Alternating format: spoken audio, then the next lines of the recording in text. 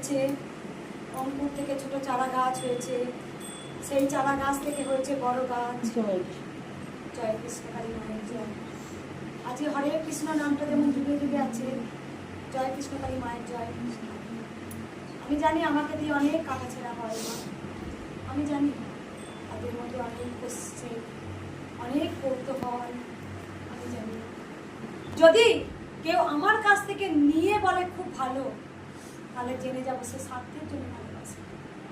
আর সে যদি আমার কাছে কোনো টাকা পয়সাই বলো, কোনো যাই কিছু বলো, হেল্প না নিয়ে সে যদি বলে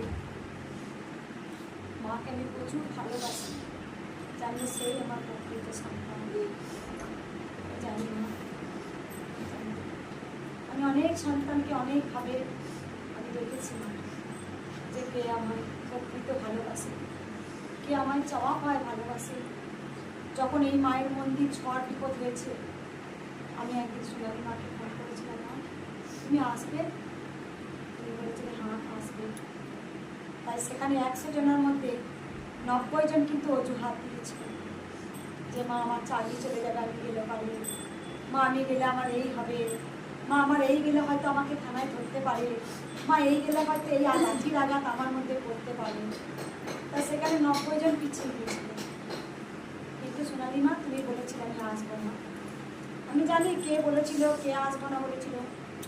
তাই আমি আজকে যখন কেউ বলে না মা যে আমি তোমাকে বিপদ থেকে রক্ষা করতে গেছিলাম, কিন্তু এইটুকু বলি বিপদ থেকে সেদিনই বুঝেছিলাম, যেদিন মানুষ বিপদে পড়ে, যেদিন যে ঝাঁপিয়ে পড়ে সেই হয় প্রকৃত বন্ধু। আর যে স্বার্থের জন্য পড়ে, যখন সব চেতা হয়ে যাওয়ার পর তখন আসে সব বুঝতে পারি না। এই মায়ের মন্দিরকে ঘিরে আমি অনেক কিছু এই জীবনে শিখেছি মা, এই জীবনে আমি শিখেছি। তার লড়াই আমি জানি সোনালী মা, সেদিন তোমাকে বলে তুমি আসতে, তুমি আমার ফোন করেছিলে, আমাকে তুমি বলেছিলে মা তুমি যখন যেতে বলবে আমি তখন যাবো। তা সবাই তো এসে বলে মা আমি তোমাকে রক্ষা করতে এসেছিলাম, কিছু কিছু সন্তানরা বলে আমি যাই বলে তোমাকে রক্ষা করি। বলছে তাই? রক্ষা করার মালিক তো কৃষ্ণকালী মা, কেউ রক্ষা করার মালিক নয়।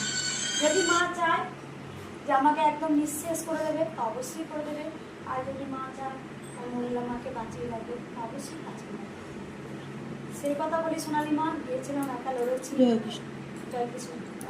আমি বুঝি মা, আমি বুঝি, কারণ দেখো মা যারা সত্যি আমায় ভালোবাসে তারা মায়ের নিন্দে শুনতেই পারবে না, কোনো দিনই না, সে শুনবেই না। সে বলা তো দূরে থাক, সে কানে শুনবে না, কারণ কানে শোনাও যে পাপ। বলে না ভগবান শ্রীকৃষ্ণের কথা, কানে যেমন শোনা যেমন পুণ্যি, আর যে বলে সেও পুণ্যি, দুজনের সমান পরিপূর্ণ। ভগবান শ্রীকৃষ্ণ কথা কেউ যদি শ্রবণ করে আর যদি কেউ বলে, দুজনে হচ্ছে সমান সমান পুণ্যদান। আর খারাপ কথা তাই, কেউ যদি বলে আর কেউ যদি এটা খুব মন দিয়ে শোনে, সেটা হচ্ছে পরম পাপ।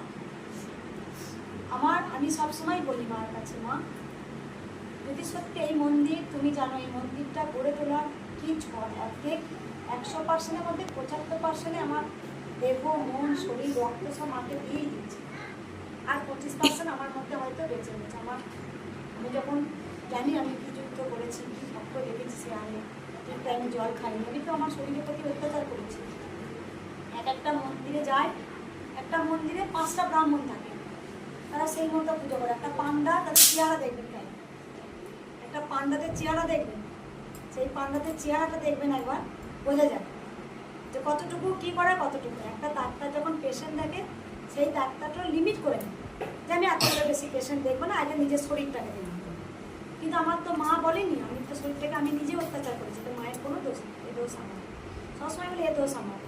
তা আজকে যখন আমার হাঁটা চলার ক্ষমতা নেই, আমার মনে হয় পাচ্ছি না, অল্পতে ক্লান্ত, এবার আমার তো 25% আছে, কোনো মন্দিরটা পরিপূর্ণতা হয়নি। তা আমি যাই হোক, আমি সেটাই বলবো যে মার কাছে শুধু একটা কথাই বলতে চাই, মা সকল সন্তানের মধ্যে তুমি চেপে না, আমি জানি শোনাই না কতটা ভালোবাসে। যখন ঝড় এসছে তুমি বলেছো আমি আসবো, 5 মা বলেছিল আমি আসবো, 5 মা যত জ্বরই হোক তুমি আসবে না, ছিল ঘরে আমি সব। আমি মা আপনার ভিডিওগুলো সব দেখি, আপনাদেরকে কি আমি কিছু কথা বলতে চাই যে বিপদের সময় যদি সবাইকে মার কাছে পায়, তখন যদি সুখের সময় যদি পায়, দরকার নাই, সে প্রকৃত বন্ধু নয়। দরকার নেই।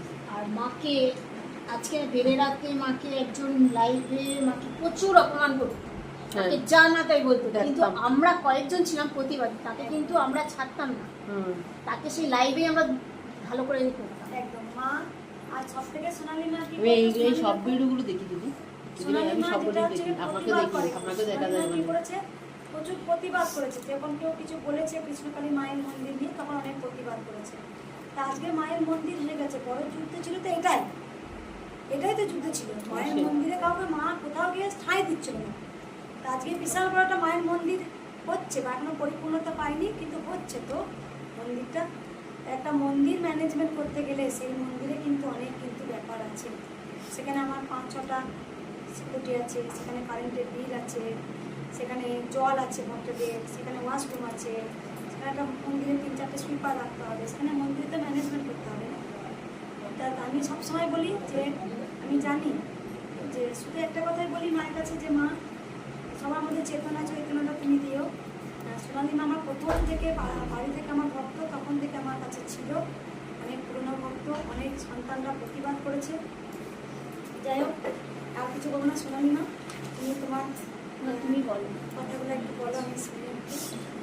আমি যখন বিপদের সময় তোমাকে আমি ফোন করেছিলাম, তখন মা এটা কেটে আবার অনেক